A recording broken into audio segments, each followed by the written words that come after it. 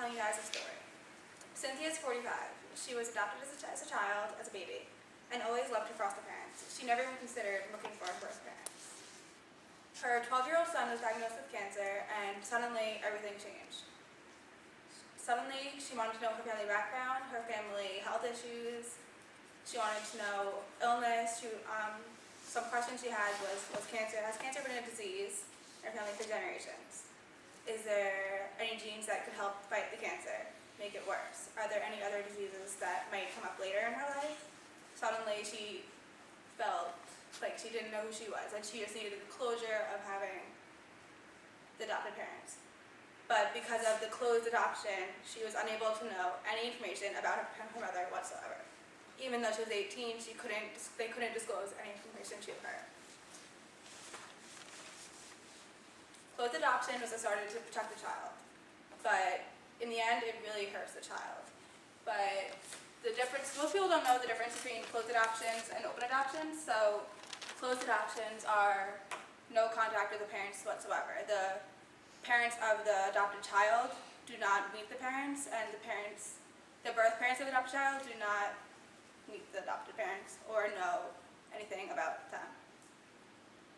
But an open adoption, usually there's contact with both sides. That's kind of like Juno. Most people have seen Juno, but the parents know each other, they have an agreement.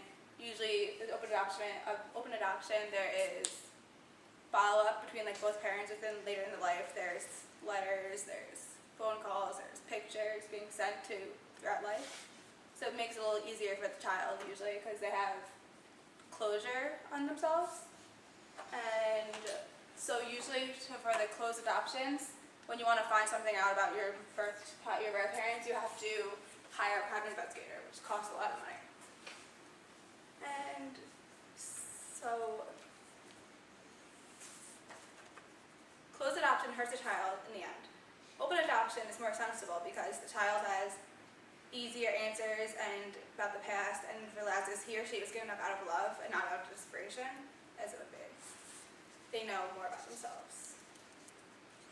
And some of the reasons why a child may need to contact their birth parents is for family illness history, the knowledge of culture, ethnicity, race, and heritage, for self-actualization, for them to realize who they are, and for security of knowing the genetic of parents. So when you know who your parents are, you kind of know yourself better. They need the security of really figure out themselves. But unfortunately, laws forbid agencies to disclose any information whatsoever to the birth parent about adopted child. So what needs to be done is info should be publicly released to the child once he turns 18, no matter what. But also, if a child under 18 wants to find more information about their parents, no matter what, no questions asked, they should be able to get this information upon request.